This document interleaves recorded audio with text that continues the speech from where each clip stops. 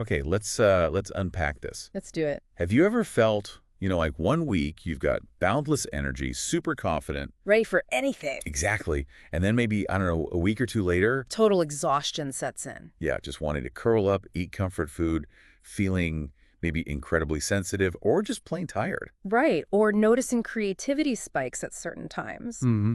Those shifts are so real for many women. It's those undeniable changes in how you feel physically, emotionally, mentally Yeah, that seem to arrive like clockwork, or sometimes frustratingly without warning. exactly. And for so long, these experiences, they've often just been dismissed, haven't they? Or, seen as a problem or just something to endure. Absolutely. But what if, instead of feeling kind of controlled by these fluctuations, you could actually understand them? Anticipate them even. Yes. And maybe even harness them as a source of, strength. That's precisely the core idea we're exploring today.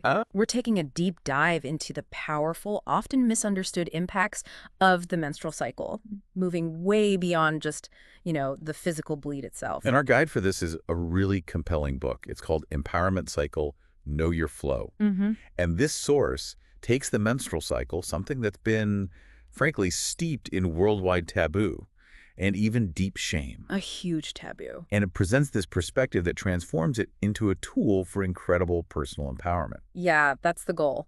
Our mission today is to explore the insights, the science, and the practical applications that are detailed in this book. Right. We'll look at how these hormonal shifts truly influence, well, pretty much everything. Your mood, energy, creativity, Relationships, too. relationships, physical abilities, loads more. Mm. And we'll uncover how understanding and crucially tracking your unique cycle can unlock this powerful connection to yourself. Okay, so let's start with the basics then. Yeah. What is the menstrual cycle, just in simple terms? Okay.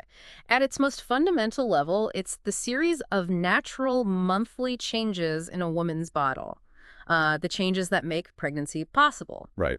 It involves the buildup and then the shedding of the uterine lining, Which is the period. commonly known as a period, exactly. And it's measured from the first day of one period to the first day of the next. And what's considered normal can vary quite a bit, can it? Oh, absolutely. The source points out that while the average cycle length is about 29.5 days, Which is like the lunar cycle, this isn't it? mirrors the lunar cycle, yeah.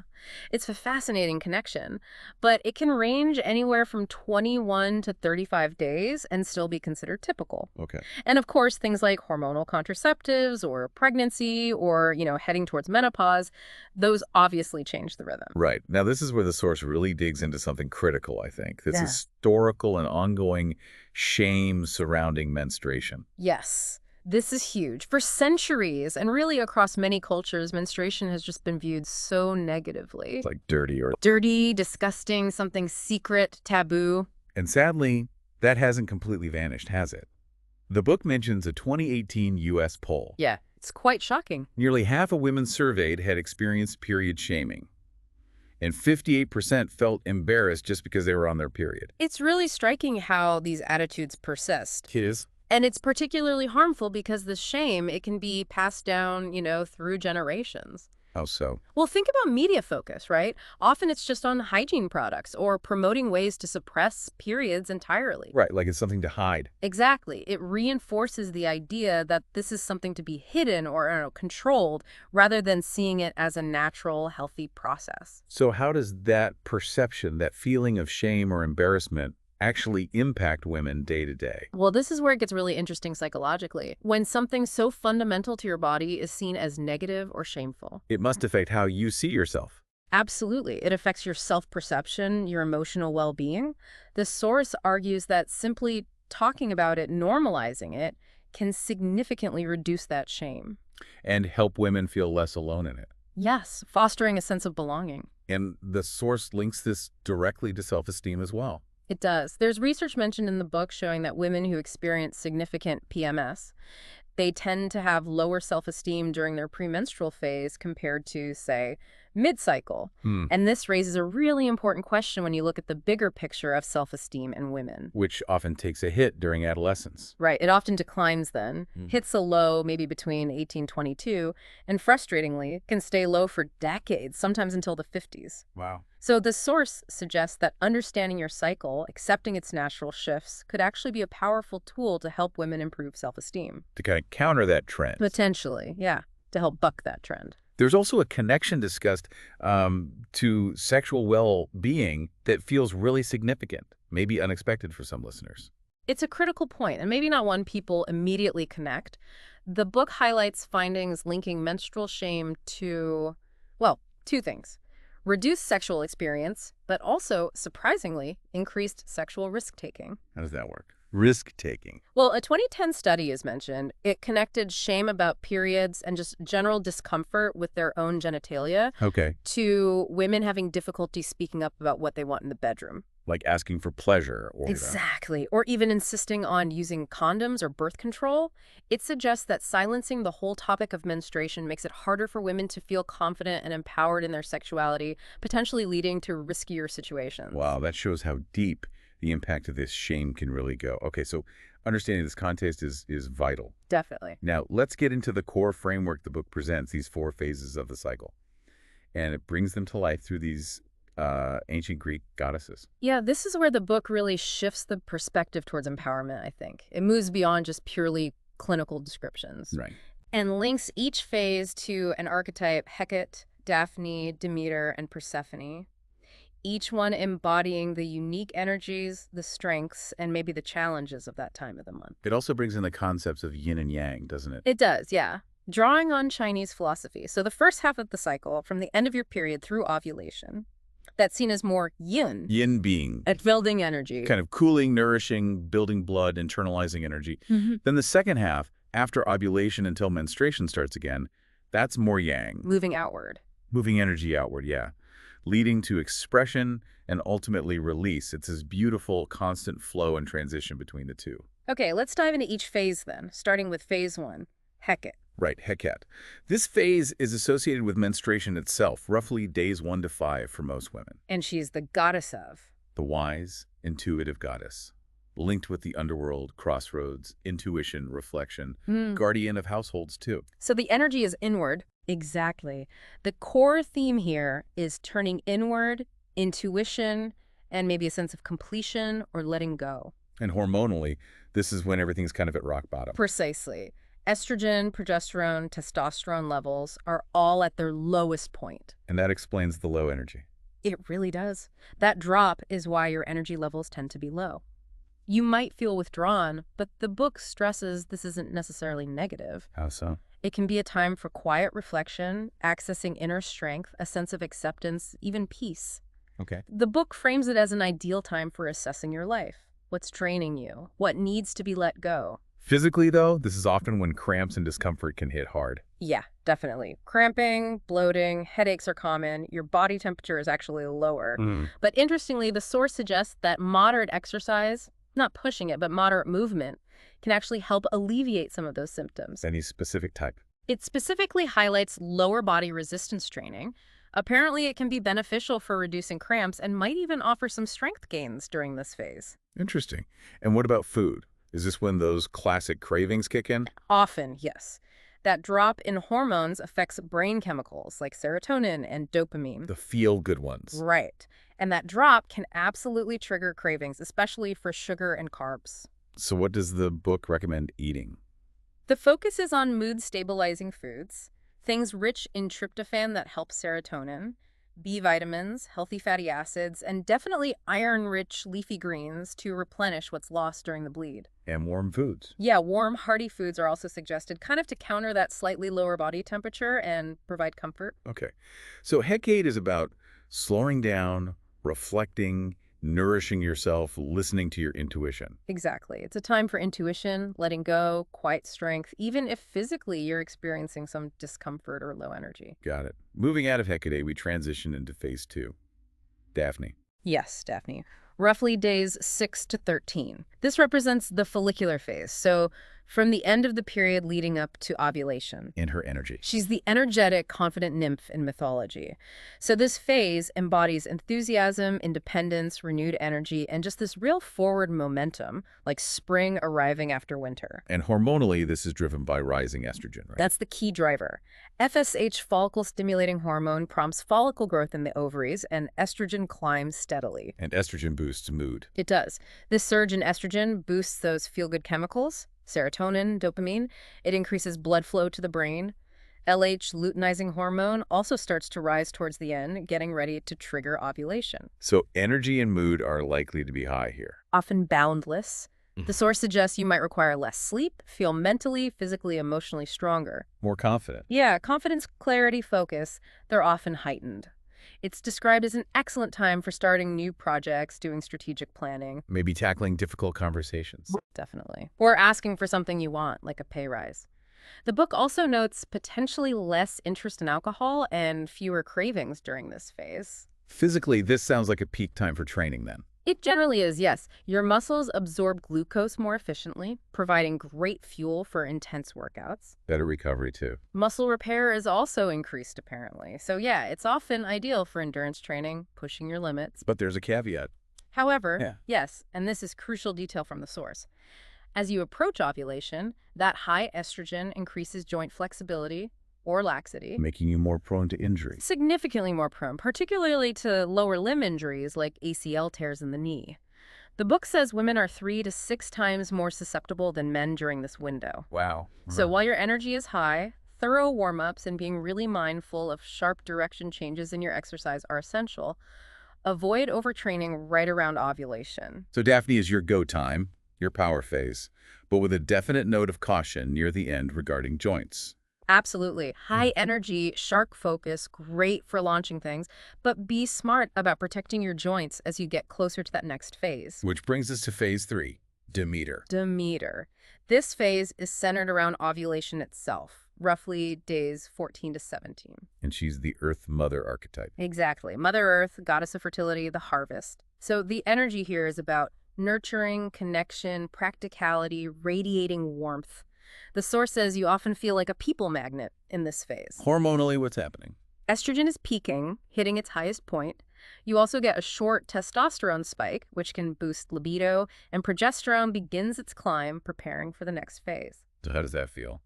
This hormone cocktail often contributes to peak energy, peak confidence, peak self-esteem. Feeling good all around. Generally, yeah. Optimistic, highly social, motivated, communication flows easily. Physically and emotionally, you tend to feel great. Sex drive often increases significantly. And the source mentioned something about attracting mates. It mentions women radiating this sort of nurturing, womanly essence that men are often drawn to.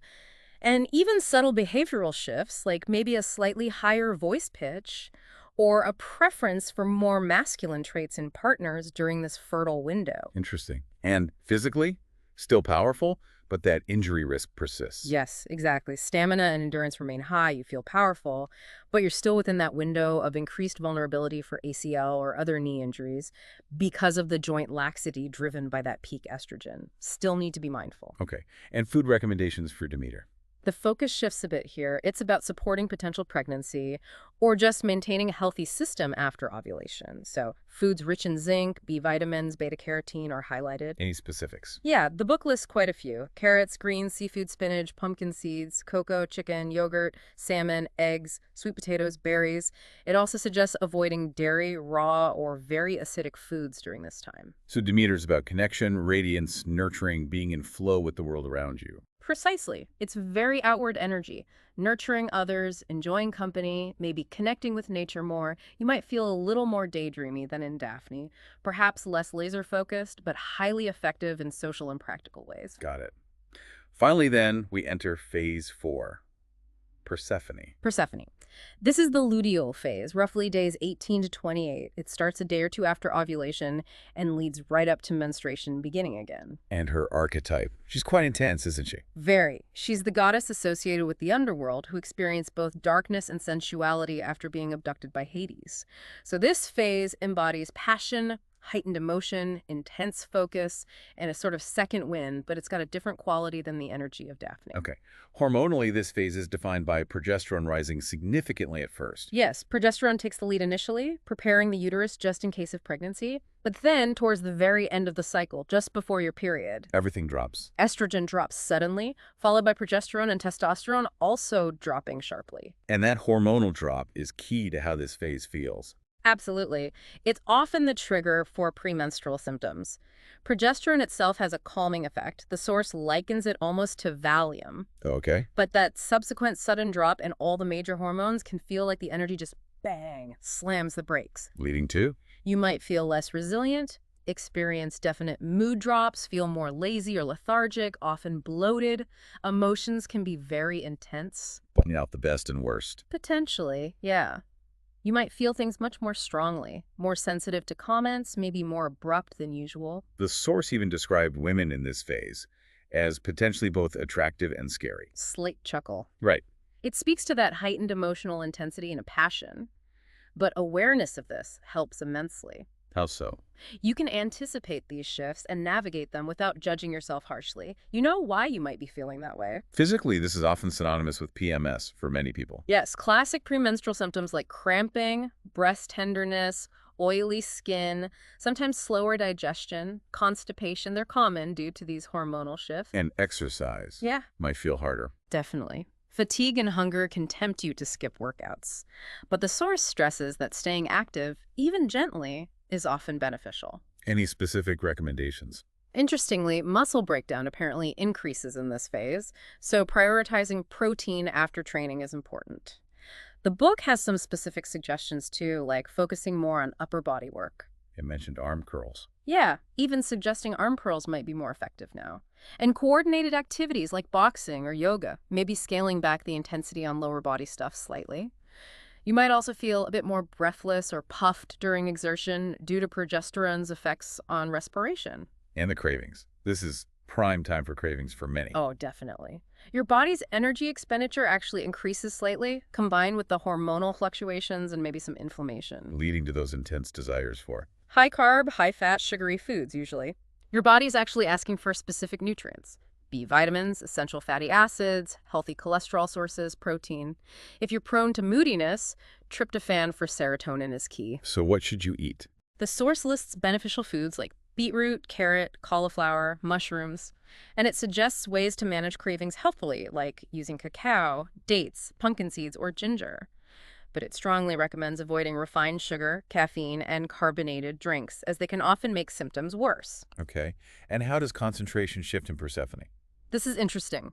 Broader, big-picture thinking might feel harder. Thoughts might feel slower, maybe less logical sometimes. Good for details. Yes, you can be incredibly focused on detailed tasks, checklists, finishing things off, and creativity is often very high here. But maybe a different kind of creativity. Exactly. Maybe less about planning new things and more about execution or expression.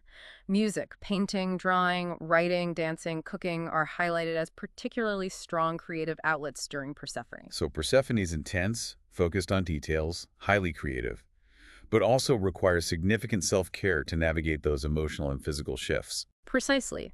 It's a powerful phase for, getting into the weeds on projects and expressing yourself creatively, but only if you're aware of the potential emotional intensity and plan for self-support. You need to be kind to yourself. Okay, that's a really deep dive into each phase and its associated energy and impact. It makes so much sense when you lay it out like that. Isn't it? But the real power, the book argues, comes from making this personal. And the key to that is charting your cycle. Yes. Charting is presented not just as, tracking dates on a calendar, but as a genuine form of mindfulness and self-awareness. Like a daily check-in. Exactly. Taking just a few minutes each day, or even most days, to check in with yourself. It's described as a powerful practice that can actually reduce stress and help regulate emotions just by becoming aware. So what exactly are you tracking when you chart? You're noting things like physical sensations, cramps, skin changes, pain levels, energy levels. Okay. Your emotional state, happy, frustrated, confident, sensitive, anxious, how creative you feel, your libido, up or down. Sleep too. Sleep patterns, yeah. Any notable dreams, what you're eating or craving. Even things like your risk appetite or how social you feel like being. And how do you track it? App, journal? You can use anything, really. A Oh. simple calendar, a dedicated journal, a specific chart template. The book does suggest handwriting. It might offer a deeper connection, but whatever works for you. And you need to do this consistently for a while to really see the benefits. Yes, that's key. The real insights, your personal insights, emerge after consistently charting for at least 4 to 6 months. Ideally, the source suggests 6 to 12 months. Why so long? Because that's when your unique patterns become clear. You start seeing how your energy flows, when your mood typically shifts, what your specific cravings signal at different times in your individual cycle. It's not about fitting into a perfect template, it's about discovering your own. The benefits of seeing those personal patterns sound pretty profound. They really are. The source lists quite a few. Reduce stress and distress, minimizing that kind of paranoia where you think, what's wrong with me? Instead, it's like, oh, it's not just me being crazy, this is my Hickett phase kicking in. Exactly. That understanding alone is huge. It leads to increased focus and energy because you understand when your natural peaks occur. Deeper self-knowledge. Deep insight and connection to yourself, yeah. Better planning ability, obviously. And importantly, a more non-judgmental way of viewing your own fluctuations. And it can be fun. And yes, it's framed as a fascinating, even fun journey of self-discovery, not another chore. The book shares some great little anecdotes about how charting can change lives, doesn't it? It does. There's the story of the rockin' retiree who learned about this later in life. And she was shocked. Totally shocked by how much it explained about her past experiences. Wish she hadn't spent so many years just questioning her feelings instead of understanding their cyclical nature. That's powerful. And there's the story of the dad who used his wife's or maybe daughter's charting insights to better support his teenage daughter. How did that help him? Knowing her phase helped him understand when she might need space or when she might be more sensitive. And when to buy chocolate. Chuckles. And yes, crucially, when bringing home extra chocolate would be a genuinely supportive act. It really highlights that this knowledge benefits everyone around the woman cycling, not just her. That's a great point. And the source mentioned handwriting the chart. Yeah, suggesting it can create a deeper, more physical connection to the process than just tapping things into an app. Adds a layer of reflection. Okay, so you've done the charting, you've put in the time, you've identified your unique patterns. How do you actually translate this awareness into tangible empowerment in your daily life? Right. That's the crucial step. The power comes from using those patterns you've observed to proactively plan your life and support yourself better. So it's about aligning things with your natural rhythms. Exactly. Aligning your activities, your self-care, even your expectations of yourself with your natural cyclical flow. Like using it to actually schedule your week or month. Precisely. You can look at your upcoming tasks, meetings, social events, maybe even those challenging conversations you need to have. And place them strategically. Yeah, place them in the phases where you know you're naturally best equipped to handle them. Okay, give me an example. Like if you have a big presentation or need to ask for a pay rise. You might aim for your Daphne phase, right? When your confidence and clear thinking are typically high. Makes sense. Or schedule that deep, focused, detail-oriented work during Persephone when you can really hone in. Host a dinner party during Demeter. Perfect. When you're naturally feeling more nurturing and connected. And maybe plan your rest, reflection, and those admin tasks you've been putting off for Hecate. This obviously applies to work and leadership roles too. Absolutely. The source discusses applying these phase strengths in professional settings. So Daphne's energy for Initiating projects, strategic vision, enthusiasm. Demeter brings compassion, team support, nurturing leadership. Persephone can be really effective for that detailed work, digging in, bringing creative solutions. Though the book notes you need self-awareness, as you might come across as more demanding or intense then. Right. And Haggadah is ideal for reviewing progress, using your intuition for decisions, planning the next cycle of work. The book mentioned unicorn leaders. Yeah, this idea that no single leader consistently embodies all the ideal traits all the time. But understanding your cycle lets you consciously tap into and maximize different leadership strengths at different times of the month. That's fascinating. And for physical activity and training, understanding your cycle sounds like a potential game changer. Oh, it truly can be. The book calls it a secret weapon, quoting an athlete named Sandy, who used this knowledge to plan her training cycles and even competition timing. So you tailor the intensity. You tailor your training intensity and the type of training. Daphne is great for high intensity, speed work, endurance, just remembering that injury caution near ovulation. Yep. Demeter is still good for stamina, endurance work, again, mindful of joints. Persephone might be better suited for upper body strength, Coordinated activities like boxing or yoga, maybe less intense lower body, and really prioritizing protein for recovery. And Haggett. Hecate is for active recovery, gentle movement. And interestingly, that lower body resistance training can actually help with cramps and dysphoria while still offering strength benefits. What about for students or academics? Same Yeah. principles. Very similar principles apply, yeah. Daphne is your phase for hitting the books hard, longer study days, knocking out assignments, planning research. I meet her. Maybe better for group projects, articulating ideas clearly, supporting study buddies. Persephone for. Excellent for focus, detailed revision, editing, checklist tasks, creative writing, or problem solving. But maybe not the best time for broad conceptual thinking right before your period hits. And Hecate is definitely rest time. Ideally, yes. A time for reflection, consolidation, and not pushing yourself into burnout right before exams if you can help it. The book even talks about using this knowledge to help let go of negative habits or addictions. That seems really powerful. It's a really powerful application. Charting helps you identify precisely when you might be most vulnerable to cravings or relapse. Which phases are those usually? Often in Persephone, particularly those few days just before your period starts, but also potentially around ovulation in Demeter or early Persephone, when reward pathways in the brain might be more sensitive. So knowing that vulnerability is coming allows you to prepare. Exactly. You can proactively plan strategies, build your support systems, schedule alternative rewards or self-care activities, a massage, healthy treats, a bath during those specific vulnerable periods. And which phase is best for planning the strategy? Daphne, with its clear focus and energy, is presented as the ideal phase for planning how you're going to tackle a challenge, like quitting smoking or cutting down on sugar. You make the plan when you feel strong. The book mentions studies on this. Yeah, it references studies linking hormone levels, particularly estrogen and progesterone fluctuations, to cravings and relapse risk in addiction recovery. It suggests that cycle awareness, or maybe even targeted hormonal support in some cases, could be really valuable tools for women in recovery. Wow. And beyond all the planning and strategy, there's also just the simple act of communication. Right. Huge. Just talking about your phases, maybe using the goddess language, which can soften the conversation, can make it easier to normalize the experience for yourself and for others, like partners or family. And exploring different energies. Yeah, the book also encourages exploring and consciously embracing the energies of phases that might not feel like your natural dominant type. Like being more social in Demeter if you're usually introverted. Exactly. Or leaning into the deep reflection of Hecate if you usually live life at 100 miles an hour. It's about accessing the full spectrum. There was another story, Cassandra. Yes, Cassandra's story was mentioned, showing how charting helped her feel less anxious during phases when her confidence naturally dipped. Just knowing why. Just understanding why it was happening, that it was cyclical and temporary, and then planning self-care accordingly made all the difference for her.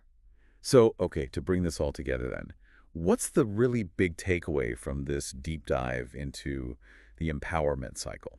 I think the biggest takeaway is that understanding your menstrual cycle isn't about being limited by your hormones or feeling like you're ruled by your body. Not at all. That's about awareness. It's about gaining profound self-awareness. Yeah. It gives you this incredibly powerful map, a personal guide to navigate your physical, your emotional, your mental landscape month after month. So it's a path to breaking down those old taboos and the shame we talked about earlier. Definitely breaking taboos, reducing shame, boosting your self-esteem, and ultimately living a more empowered and fulfilling life. By working with your body. Exactly. Working with your body's natural, beautiful rhythms instead of constantly feeling like you're fighting against them or that something's wrong. It's about embracing the full spectrum of womanhood. And maybe, if we connect this to the bigger picture, it leaves us with this question to sort of ponder. Okay. If simply understanding the natural, monthly shifts in your cycle, something often dismissed as mundane or problematic, can unlock this much potential for self-acceptance, for planning, for empowerment.